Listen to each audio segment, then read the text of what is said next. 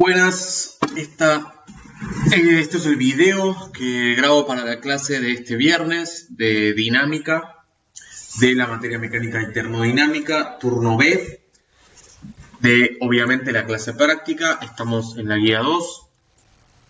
Lo que voy a contar es, tratando de no meterme en la teoría, igual no hay mucho y es más que nada un repaso que seguramente vieron previamente, y además en la teórica, pero bueno, sin meterme mucho en esa teoría, les voy a contar un par de ejercicios para que vayamos trabajando algunas de estas cuestiones de dinámica, todavía en la parte en la cual no estamos incluyendo el rozamiento. Así que bueno, empecemos. Les voy a contar el ejercicio 3, después el ejercicio 8 y después el ejercicio 6, así un poco mezclados. Acá en la pantalla ven el ejercicio 3, que me dice: en cada uno de los sistemas que se muestran a continuación, ubique las fuerzas que actúan sobre cada uno de los cuerpos, especificando cuáles son pares de interacción. Y hay dos situaciones. La primera, un bloque más chico de masa M1 y un bloque más grande de masa M2, uno arriba del otro, sobre el piso. Y la segunda situación, dos bloques idénticos de la misma masa, que están unidos por una soga, y del bloque de la derecha se le aplica una fuerza que va en dirección horizontal hacia la derecha de la pantalla. Entonces, bueno, empecemos con la situación 1. Yo lo que hice fue numerar dos bloques. El bloque 1 lo llamo el de arriba, el chiquito, y el bloque 2 el de abajo. Y empecemos haciendo el diagrama del cuerpo libre desde el bloque número 1, el cuerpo número 1. Aparece la fuerza peso, que apunta para abajo, la fuerza normal, que la llamo normal 1, que apunta para arriba y que sostiene este cuerpo. La pregunta que nos podemos hacer es: ¿de dónde vienen estas fuerzas, ¿no?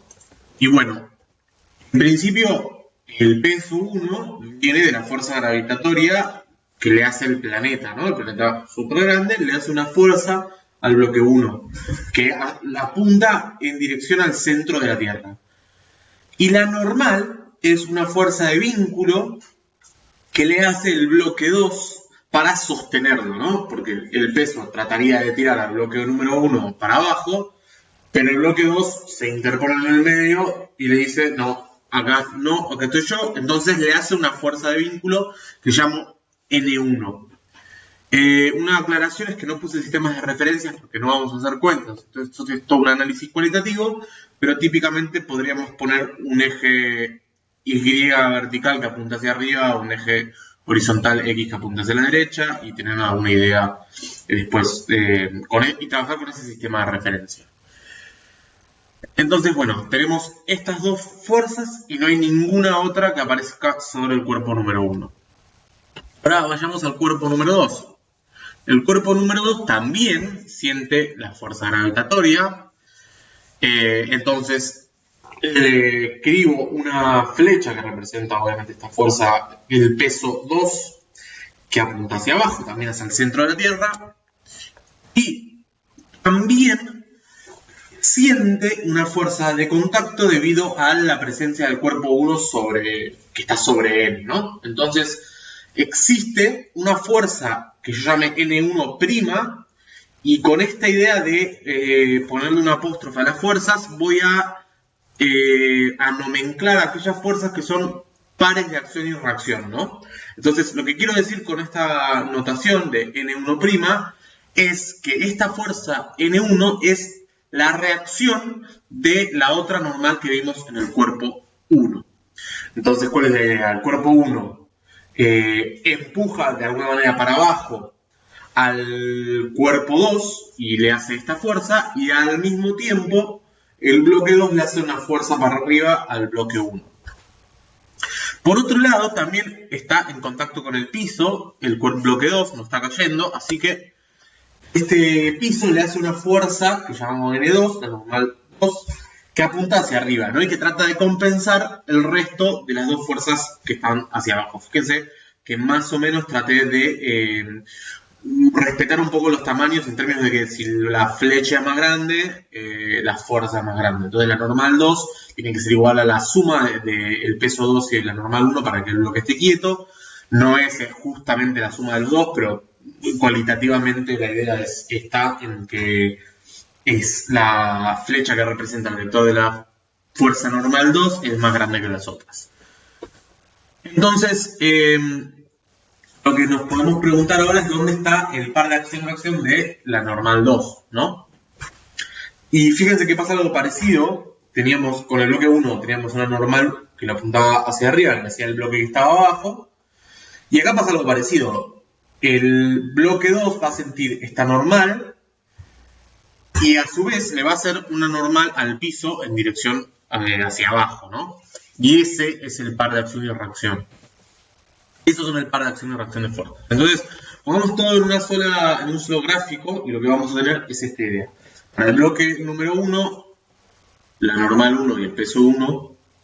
Y para el bloque 2, la idea sería que estén en el centro del bloque, pero para no molestar mucho con muchas flechas juntas y que se pueda entender, las separé. Pero bueno, la idea siempre es que estamos tratando cuerpos que son puntuales, son muy chiquitos, un punto.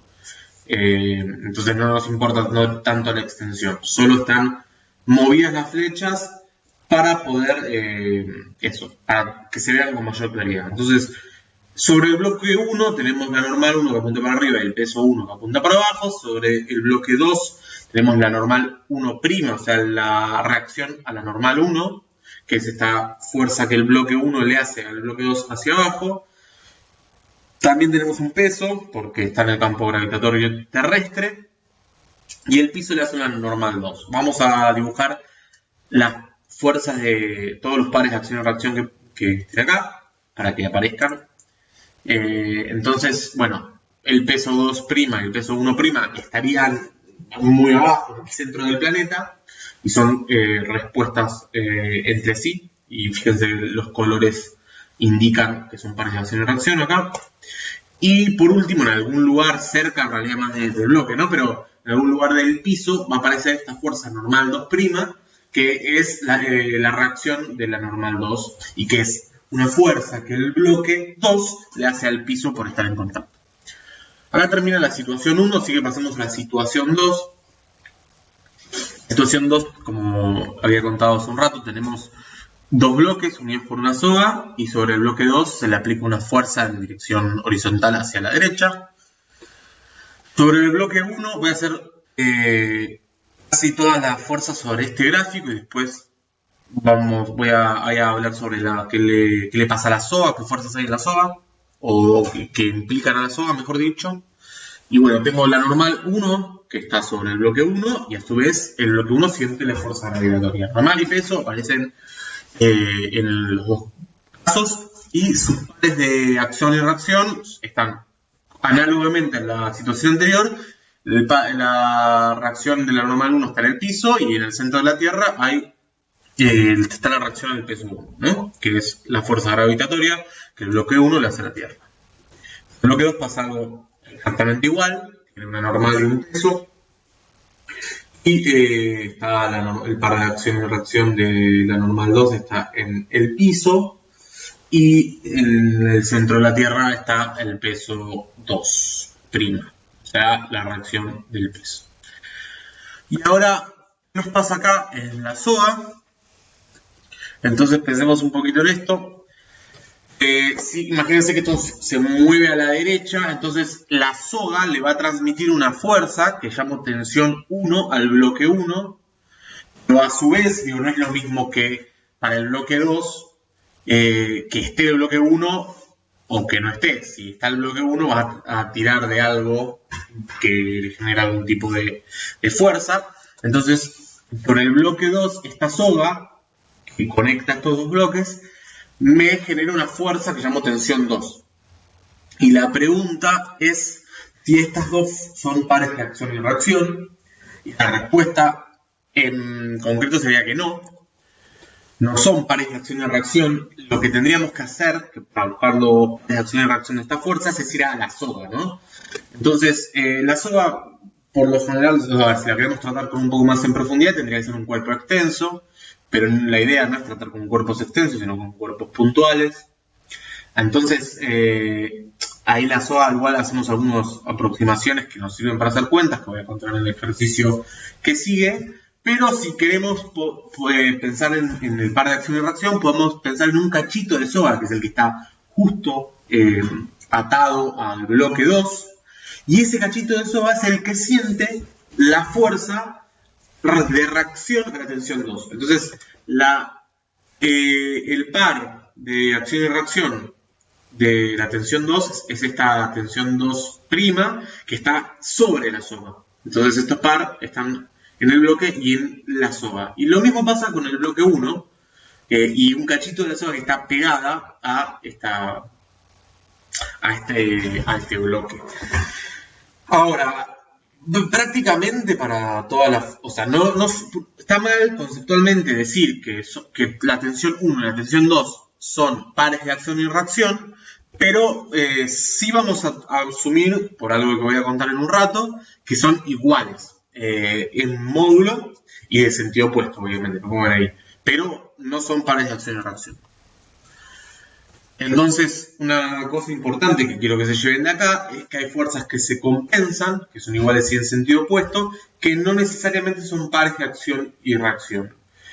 Este era el caso de estas dos tensiones que estaban sobre los bloques, pero también es el caso que veníamos trabajando con la normal y el peso. La normal y el peso de un bloque puesto en el piso, como en la situación 2. No son pares de acción y reacción, pero se compensan, porque no hay movimiento en ese eje. Entonces, son iguales y en sentido opuesto, pero no son pares de acción y reacción.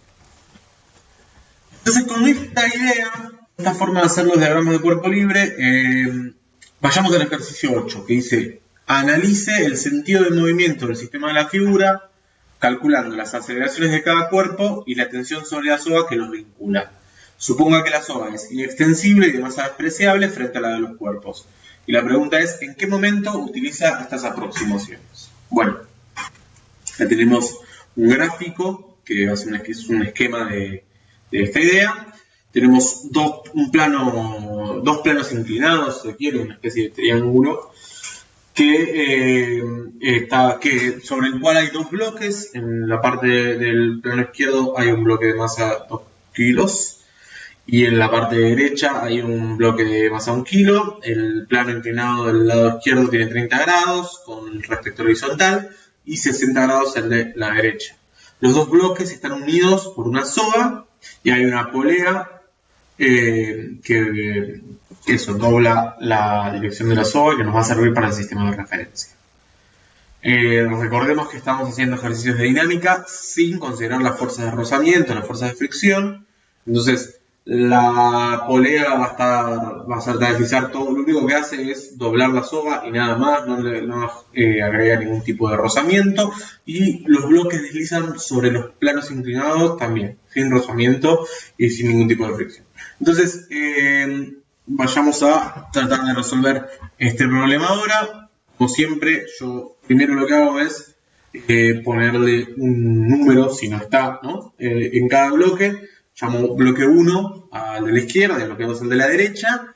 Y un poco la idea, siempre como lo primero que tenemos que hacer es establecer un sistema de referencia. Eso es muy importante porque es, primero porque me va a asegurar o me va a sentar las bases para que los planteos que yo haga más adelante sean coherentes entre sí y tengo que tener cuidado con eso. Y segundo, porque si lo tengo que mostrar, por ejemplo, en un parcial o en algún ejercicio para corregir, es muy importante que nos pongan el sistema de referencia que usaron, porque si no hay cosas que van a ser ambiguas y difíciles de decir si están bien o están mal. Entonces, lo primero que vamos a hacer es establecer un sistema de referencia, luego vamos a hacer los diagramas de cuerpo libres y con eso analizamos toda la situación preliminarmente. Después vamos a usar las ecuaciones de Newton, que básicamente es la segunda ley de Newton, que dice que la suma de fuerzas sobre un cuerpo es igual a la masa por la aceleración. Voy a enfatizar mucho en esta idea de que es una ecuación vectorial y trabajamos con vectores, que solo dado el sistema de referencia y después con las fuerzas que están involucradas, después no las vamos a poder separar en casos escalares, o sea, sin vectores, pero es fuertemente esta idea la que quiero marcar, que es una ecuación vectorial. Entonces, sistema de referencia primero, diagrama de cuerpo libre, analizando toda la situación, y luego pasamos a la parte matemática, donde resolvemos un sistema de ecuaciones. En el medio nos van a faltar algunas incógnitas, pero bueno, ahora ya les voy a contar cómo lo sacamos. Entonces pasemos a establecer un sistema de referencia. Este es un truquito que hacemos para hacer las cosas un poco más fáciles. Como tenemos una polea, nos imaginamos que el sistema de referencia dobla. Esto físicamente es equivalente. Si no les gusta esta idea, les parece poco física, pueden establecer otro sistema de referencia, pero haciendo esto, todas las fuerzas que involucran, digamos, las cosas paralelas a los planos inclinados, me quedan en el eje X, y todas las cosas que están perpendiculares al plano inclinado me quedan en el eje Y, y bueno, es mucho más fácil el planteo. Pero bueno, ese es el sistema de referencia que yo voy a usar. Con este truquito de que la polea me dobla el sistema de referencia. Entonces empecemos por el diagrama de cuerpo libre del cuerpo 1, ¿no? El cuerpo 1, el cuerpo a la izquierda, el sistema de referencia que yo comenté en la diapositiva anterior, me dice que este es el eje X y este es el eje Y, y que apunta hacia la derecha y hacia arriba, y pienso qué fuerzas hay. Bueno, sabemos que está en la normal, ¿no? Que es la fuerza que vemos ahí en naranja, la tensión y el peso. El peso en este caso es vertical, en el sentido de que apuntas al centro de la Tierra, pero en este caso ahora no está colineal, digamos, con ninguno de los ejes, y eso va a hacer que los tenga que descomponer. Hay una tensión, que es la que le hace la soga, que apunta en el eje X en dirección de los ejes X positivos, y la normal 1 aparece perpendicular al bloque, ¿no? Al plano inclinado. Entonces, ahora vayamos a descomponer el peso en sus coordenadas, o sea, en sus de este vector voy a encontrar una forma de expresarlo como una componente en el eje X y una componente en el eje Y, y les cuento yo el truquito que uso para hacer esta descomposición. Pongo los ejes, ¿no?, que tengo que poner, y la fuerza que quiero descomponer, todo junto, en el mismo origen.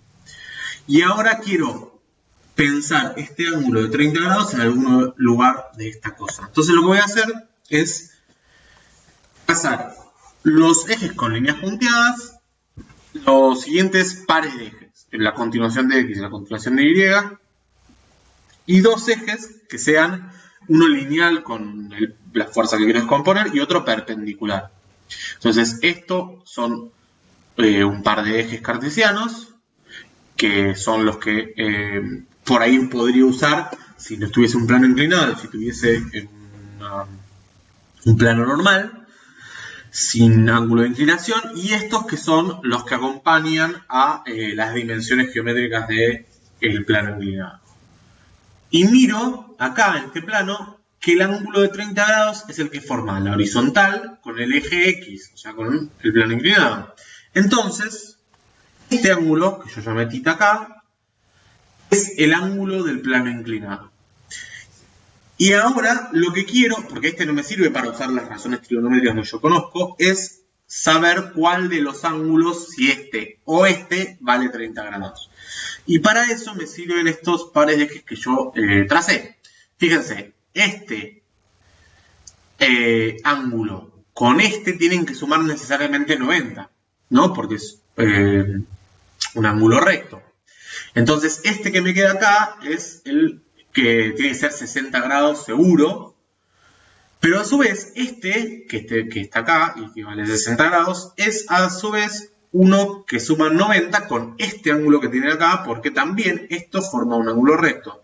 Entonces, este ángulo que vemos acá tiene que valer 30 grados.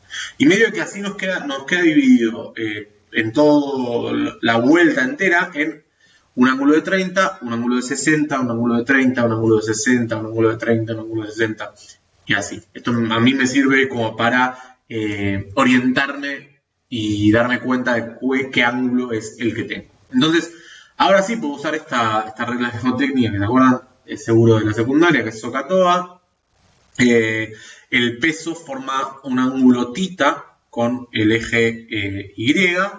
Entonces acá me queda un triángulo con un ángulo, una hipotenusa, y yo lo que quiero es saber el lado adyacente al ángulo. Entonces uso la parte K de SOHCAHTOA, y después para saber la componente en X uso el seno, la parte de SOH, y me queda de la siguiente manera.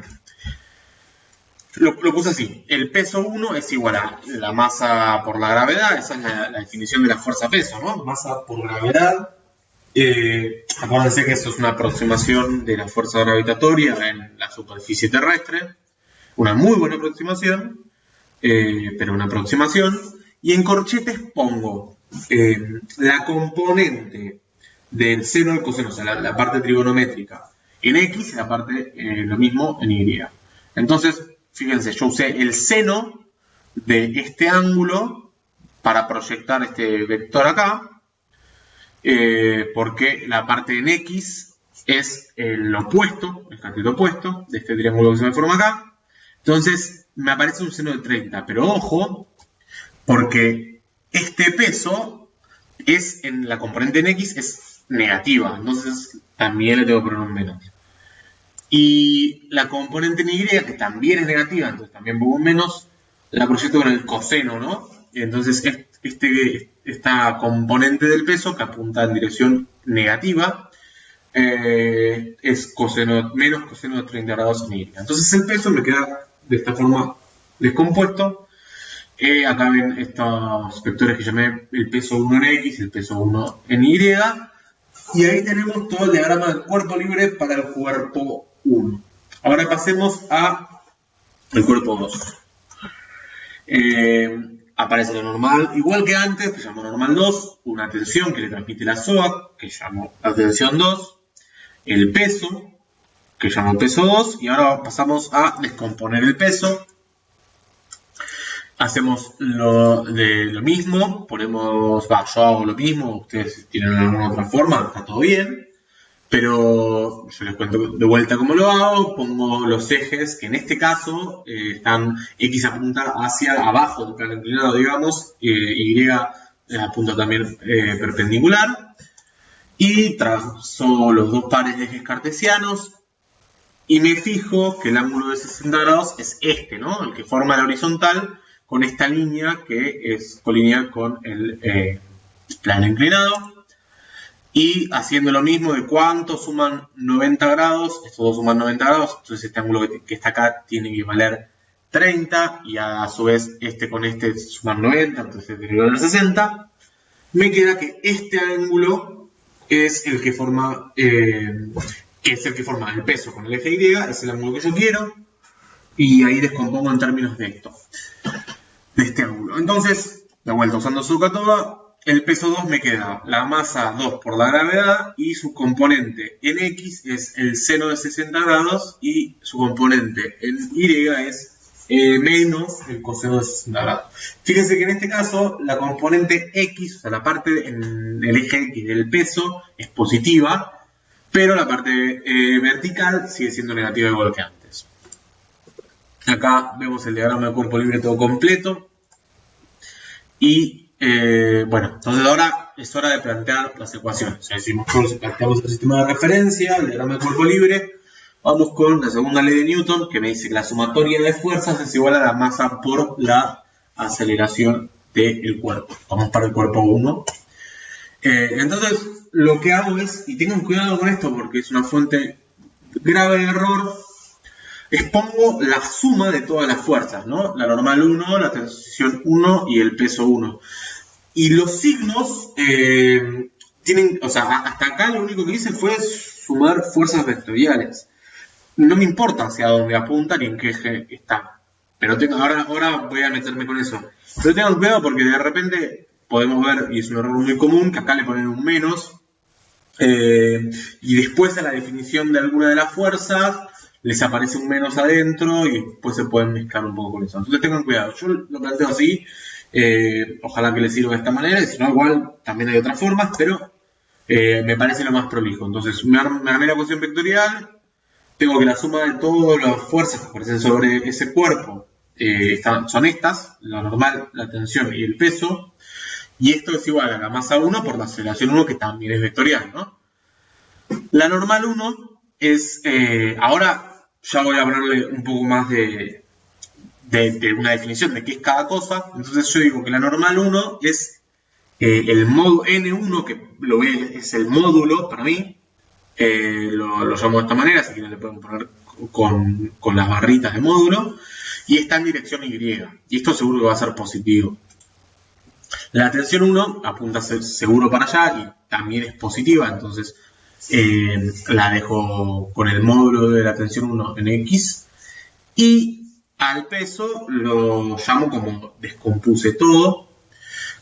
A veces, en algunos casos, no sabemos a priori si la fuerza que estamos considerando es positiva o negativa. En este caso sabemos todos los signos cómo nos tienen que quedar, salvo el de la aceleración.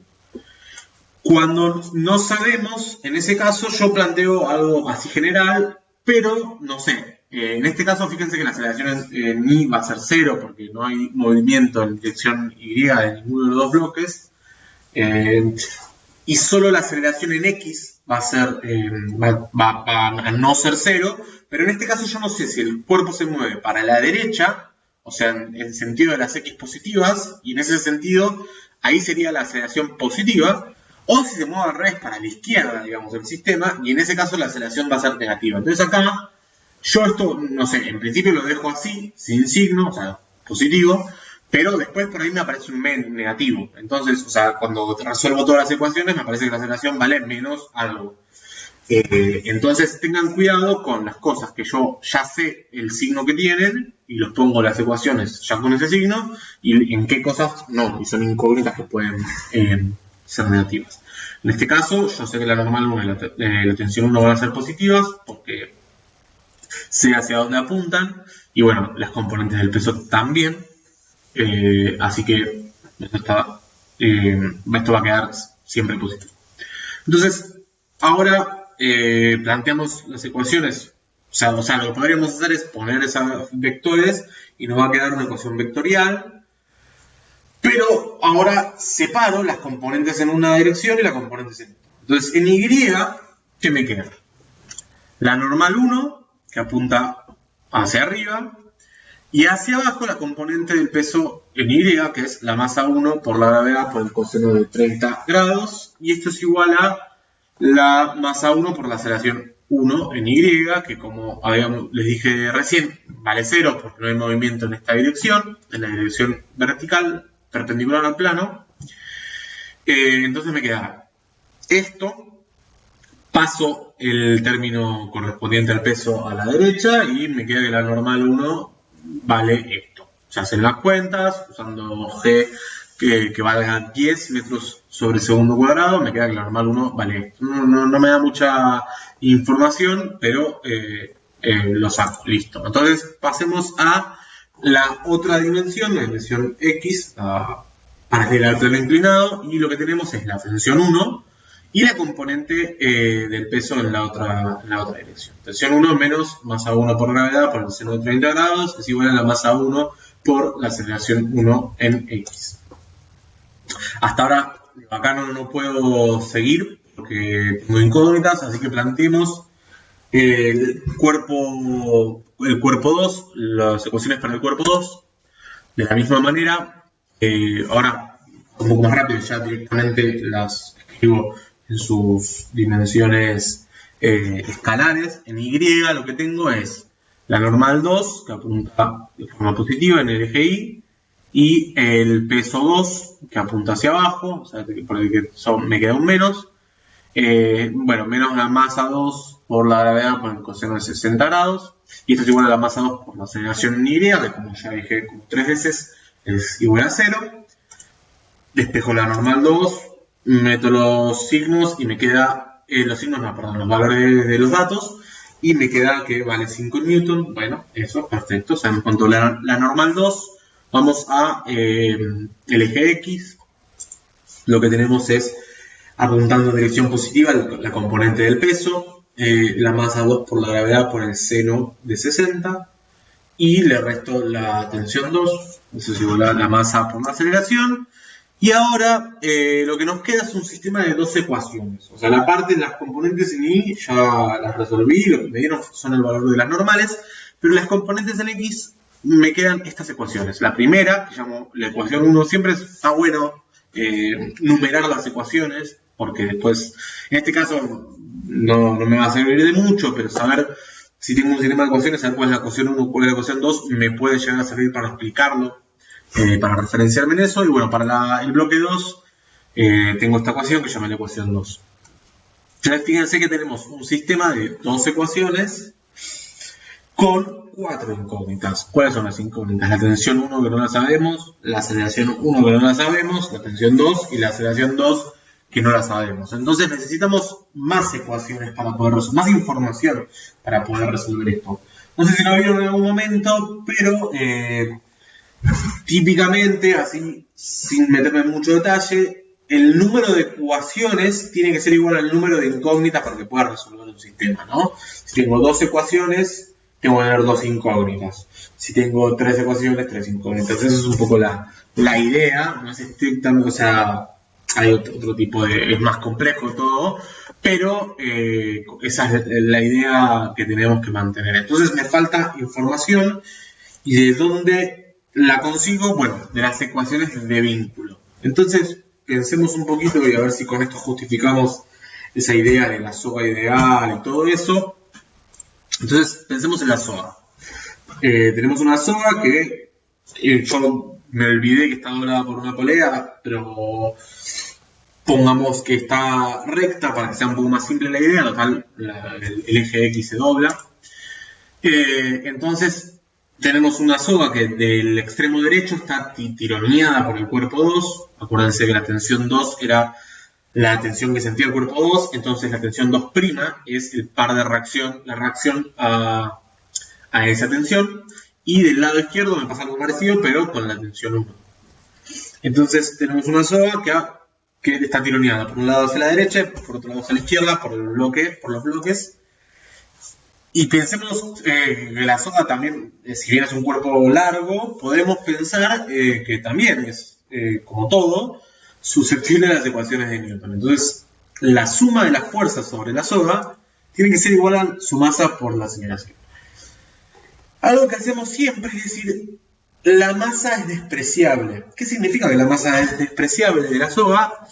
Que es muy chiquita, o sea que es casi cero en comparación con todo lo demás. Entonces, si la soga tiene una masa casi cero, ponemos que esto es casi cero, vamos a asumir que es cero, y me queda que la suma de las dos tensiones son iguales. Entonces paso la tensión 1 para la derecha y me queda esto, que la tensión 2' es igual a menos la tensión 1'. Bueno, a mí no me interesan las tensiones sobre la soga, me interesan las tensiones de los bloques. Entonces, como estas son las reacciones a las de los bloques, pensemos cómo qué es lo que nos dice esto de que sean pares de acción y reacción. Que dos fuerzas sean pares de acción y reacción me dice que una es menos la otra, ¿no? En términos vectoriales. O sea, que va a tener el mismo módulo, pero en sentido contrario. Entonces la tensión 1' va a ser igual a menos la tensión 1, que es la que a mí me interesa, y lo mismo le va a pasar a la tensión 2'. Entonces, metiendo, fíjense, estas dos cosas en esta ecuación que saqué de vínculo, me va a quedar que menos la tensión 2 es igual a la tensión 1, ¿no? Tenemos un menos en la tensión 1', si le ponemos otro menos por menos me queda más acá del lado derecho, y tensión 2' es menos tensión 2, y me queda esto. Y ahora, lo que hago es poner lo que vectorialmente realmente significan, ¿no? Y la tensión 2, que es la que aparece sobre el bloque 2, es en dirección negativa de X, o sea, apunta en dirección menos X. Entonces yo la llamo menos, le pongo el menos a propósito, y T2 es el módulo de esto. Si quieren le ponen las barritas de módulo para asegurarse de eso, y está en X. Y la tensión 1 tiene un módulo, pues, tiene este módulo, tensión 1, y apunta en dirección positiva en X. Entonces, solo con escribir el módulo y el versor X me alcanza. Y fíjense que tenía un menos adelante de la fuerza y un menos adentro de la fuerza, por decirlo de alguna manera, y menos por menos me da más. Entonces lo que me queda es tener una parte en X, en el versor X a la izquierda, y una parte en el versor X a la derecha, o sea, están en el mismo eje, en la misma coordenada, igual lo que no es el versor, y me queda que la tensión 2 es igual a la tensión 1, que de ahora en más la voy a llamar T, porque como son iguales, la llamo de la misma forma. Entonces, esta es un poco la idea, la justificación de que aunque no sean pares de acción y reacción, la tensión 1 y la tensión 2 tienen el mismo módulo. Vamos con otro vínculo. Acuérdense que la SOA siempre decimos que no tiene masa y que es inextensible. Entonces vamos con la segunda parte, con esta idea de que es inextensible. Bueno, eso, tenemos esta soga que ni se tira ni se comprime. O sea, queda siempre como si fuese una barra. Y tenemos de un lado el bloque 1, de un lado el bloque 2. Tenemos el eje X, que lo puse como sistema de referencia. Y el bloque 1 está a alguna posición, ¿no? Tiene alguna posición en X que no sé. Me falta definir un 0. Pero como se va a mover, no importa mucho. Pero a la posición del bloque 1 lo llamo X1. Y a la posición del bloque 2 lo llamo X2. Y la diferencia entre X1 y X2, toda esta distancia, es la longitud de la soga. O si quieren, la longitud de la soga más un cachito de bloque. Estamos pensando que los cuerpos son puntuales, son chiquititos, así que no nos importa mucho la extensión del bloque. Entonces, la diferencia entre X1 y X2, esta distancia que hay entre un bloque y el otro, la llamo L, que es la longitud de la soga.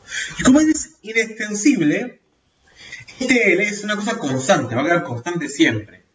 Y la distancia yo la puedo tomar como la resta entre estas dos cosas. X2 menos X1 es igual entonces a esto de L, y esta resta es constante siempre. ¿Sí? Entonces esta es otra ecuación de vínculo. Y lo interesante viene cuando derivo esta ecuación de vínculo. Derivar una constante, derivar L, el lado izquierdo es 0. Derivar la posición me da la velocidad, entonces me queda la velocidad en X de 2, bueno, la velocidad en X de 1 es igual a 0. Y si vuelvo a derivar, me queda lo mismo, pero con la aceleración. Entonces, la resta de las aceleraciones me da 0. Eso significa que la aceleración 2 en X es igual a la aceleración 1. Entonces, la llamo igual de una sola forma a las dos, porque vale lo mismo, no tiene sentido llamarlas de forma distinta. Y entonces el resultado que sea inextensible quiere decir que se mueven de la misma forma, básicamente, ¿no? Que si una acelera positivo a 3 metros sobre segundo cuadrado, la otra va a acelerar en el mismo sentido, también a 3 metros sobre segundo cuadrado. Tengan cuidado si usan otro sistema de referencias, que los vínculos pueden ser,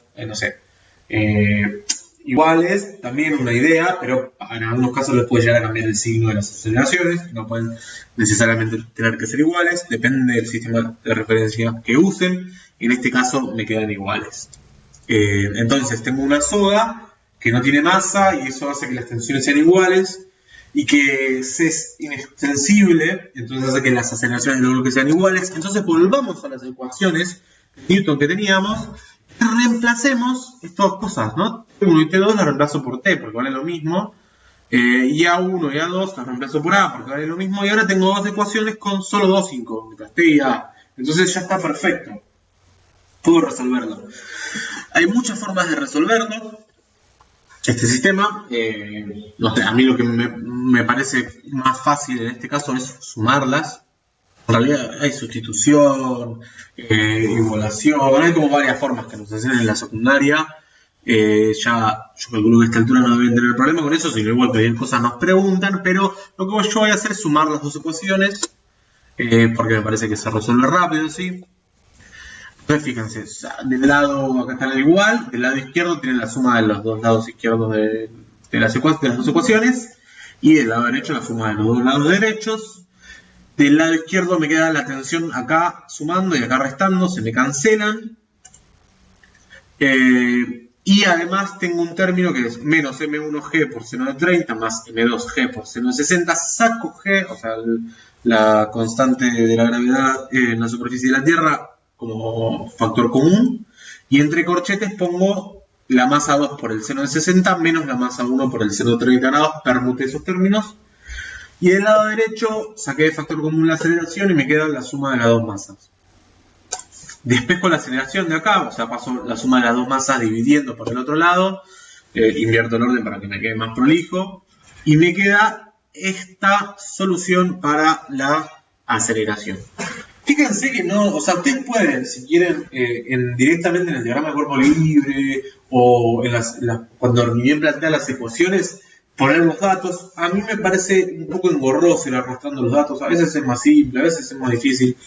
Pero lo más importante es que, digo, más allá de que tenemos 60 grados y 30 grados, ese dato sí está. Si acá reemplazan por ángulo 1 y ángulo 2, tienen la forma funcional completa de la aceleración. Entonces acá casi que resolvimos muchos problemas, y no solo un problema, ¿no? Porque ahora le vamos a meter un valor de M2 y un valor de M1 y nos va a dar la aceleración para este problema en particular. Pero si el problema fuese parecido, pero con masas distintas a las que me dice el problema, también esta fórmula representa la solución, ¿sí? Entonces, siempre poner los datos al final nos deja llegar a esta idea de una fórmula que me resuelve varios problemas y no uno solo, y que puedo analizar también algebraicamente y sacar más información que solo el dato numérico. Y por otro lado, a veces cuando vamos haciendo cuentas en el medio, vamos redondeando, y eso hace que los errores también sean un poquito más grandes porque redondeamos más de una sola vez. Entonces, bueno, nada, ese es mi consejo, traten de hacerlo así, porque nos da más información y porque nos da cosas más precisas, pero bueno, si hicieron un ejercicio parecido, y le metieron los datos al principio, todo bien, debería dar lo mismo. Entonces fíjense que lo que me va, la aceleración va a tener un valor numérico y un signo, ¿no? El signo me lo va a dar este corchete, ¿no? La gravedad vale 10, y la suma de las dos, 9,8 en realidad, y la suma de las dos masas, son las dos cosas positivas. Y son las dos cosas positivas porque yo el signo del peso se lo puse en la fuerza y no en la constante esta G. Y en el corchete me queda la masa 2 por el seno del ángulo del bloque del plano 2 menos la masa 1 por el seno del bloque 2. Entonces hay como un juego entre la masa y el ángulo de inclinación de cada uno de esos bloques que va a tratar de ponerse en juego para ver hacia dónde aceleran, ¿no? Por ahí una masa es muy grande, pero el ángulo es muy chico, y eso puede hacer que gane uno o el otro de los términos. Si metemos los datos acá, en este caso nos va a dar que la aceleración es menos 0,4 metros sobre segundo cuadrado, entonces se va a mover hacia la izquierda, digamos. Este bloque se mueve hacia abajo y este va subiendo en el plano inclinado. Bueno, y me pide saber la tensión también. Entonces, para eso, vuelvo a mi sistema de ecuaciones y despejo la tensión de cualquiera de las dos ecuaciones. En este caso lo voy a hacer de 1. Este término lo paso para la derecha sumando y me queda esto. Puedo sacar de factor común la masa 1 que aparece en los dos términos. Y me queda la masa 1 por la aceleración más la gravedad por el seno de 30 grados. Entonces, si ponemos, acá podemos pensar un poquito que ahí la tensión va a estar como respuesta de alguna forma a la aceleración y esta componente, este porcentaje de la gravedad, por decirlo de alguna manera. Y bueno, si ponen los datos en este caso, me va a dar que la tensión es 9,1 newtons, y así que ya terminamos el problema. No olvidé discutir sobre los pares de acción y reacción. Acá les pongo los dos gráficos de los diagramas de cuerpo libre de los dos bloques. Y la idea es que piensen un poquito, en este caso si están viendo el video, que piensen ustedes y en la clase obvio ir discutiendo sobre dónde están los pares de acción y reacción de todas estas fuerzas. Pero bueno, para terminar el video, vamos al ejercicio 3. El ejercicio 3 dice que hay un pájaro de masa M de 26 gramos que está posado en el punto medio de una cuerda tensa, como muestra el dibujo. O sea, está justo en el medio. Y me dice, demuestre que la tensión de la cuerda vale esta fórmula, un medio de la masa, del cociente entre la masa por la gravedad y el seno del ángulo. Me dice, determina la tensión si el ángulo vale 5 grados. Y me pregunta cuánto valdrá la tensión si la cuerda está ubicada en un montacargas que asciende con aceleración igual a 1 metro sobre segundo cuadrado. Discuta los casos en los que desciende con la misma aceleración o se mueve con velocidad constante. Bueno, así que pasemos a hacer lo que hacemos siempre, diagramas de cuerpo libre, en este tipo de ejercicio, ¿no? Tenemos un pájaro y lo que vamos a asumir es que está tironeado por dos tensiones, ¿no? Que podrían ser fuerzas normales, fuerzas de vínculo, lo que sea. Yo los voy a llamar tensiones y que cada una apunta en dirección paralela a el cachito de cable de la derecha y de la izquierda. Al de la izquierda lo llamo tensión 1 y el de la derecha tensión 2. A su vez aparece apuntando hacia abajo el peso del pajarito y como está justo en el medio, vamos a asumir que es todo simétrico y todo ideal. Entonces lo que voy a decir es que las tensiones son iguales en módulo, ¿no? Apuntan en distintos lugares, pero voy a asumir eso que son iguales. Igual no haría falta que lo asuma, es una consecuencia de que el pájaro esté quieto también. Pero por simetría lo voy a asumir. Igual después les muestro dónde aparece que puedo demostrar que son iguales. Acá tengo el sistema de referencia que uso, X, o sea, algo paralelo al piso para X y perpendicular al piso para Y. Y en esta dirección, X positivo a la derecha y Y positivo para arriba. Y bueno, asumí que las tensiones son iguales en módulo, entonces las llamo T. Y lo que voy a hacer es descomponerlas a las dos. Entonces hago la forma que yo las descompongo es ponerlas juntos con los ejes cartesianos, trazar dos pares de ejes que sean unos en el sistema de referencia y otros que estén colinear, digamos, con la tensión y otro perpendicular. Y me fijo ahora de dónde de todos estos ángulos, cuál es este θ, ¿no? Que aparece acá. Y fíjense que este ángulo es el que forma la horizontal con este eje, este cable que tiene la misma dirección que la tensión. Entonces este es el ángulo θ. De la misma manera, este es el que suma 90 con θ, y este es el suma, bueno, puedo decir, este no es θ, y este sí es θ, este no es θ, y este sí es θ, o también pueden recordar esa propiedad que tenían los ángulos opuestos por el vértice que veíamos en la secundaria. Entonces este ángulo se van a dar cuenta que es este por esa propiedad. Bueno, a partir de ahí lo que yo hago es decir, la tensión 1 tiene una proyección negativa en X y usando SOHCAHTOA, la componente trigonométrica es coseno de este ángulo y el seno del ángulo pero positivo en Y. Hacen lo mismo análogamente para la tensión 2 y les va a quedar lo mismo, pero la parte de la componente en X es positiva.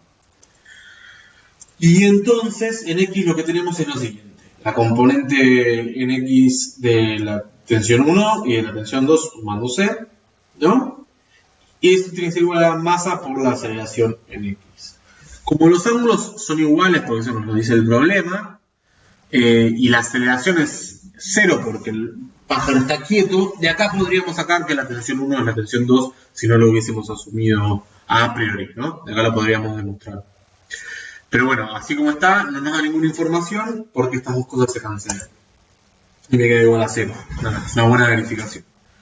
En Y lo que tengo es la componente de tensión por el seno del ángulo de cada una de las fuerzas, que son iguales, T por seno θ más T por seno θ, menos el peso del pájaro. Y eso tiene que ser igual a la masa del pájaro por la aceleración en I, que, como ya dijimos, vale 0 porque el pájaro está quieto y no está acelerando. Entonces ahora tengo que estas dos cosas se me suman, son iguales, entonces me quedan 2 por t por el seno de θ, y menos la masa por la gravedad, la paso sumando al lado derecho, y me queda esto. Paso dividiendo 2 por seno de θ para despejar la tensión, y me queda esta fórmula que es, en efecto, en la que me pedía el inciso A. Si la masa es 26 gramos, o sea, 0,026 kilogramos, y el ángulo θ es 5 grados, hago la cuenta y les va a quedar 1,49 newtons. Y todo muy lindo, resolvimos casi todo el ejercicio. Nos queda solo el inciso C, que es esto ahora se pone en un montacargas y empieza a acelerar con una aceleración positiva. Entonces, bueno, es una forma de una cosa rara de pensar, pero imagínense que este poste con el pajarito está en la pala de un montacargas que está subiendo hacia arriba, que en este caso con una aceleración positiva, porque puse mi eje positivo Y hacia arriba, y el valor de la aceleración es 1 metro sobre segundo cuadrado. Entonces me pregunta qué va a pasar. Me pregunto ahora yo qué es lo que va a cambiar de mis ecuaciones en este caso. Vamos a asumir que el ángulo no cambia, es una suposición fuerte, pero bueno, vamos a asumir que el ángulo no cambia. ¿Qué es lo que cambiarían de acá? Las tensiones van a ser iguales porque van a seguir siendo iguales porque en X no cambia la situación, el problema es simétrico.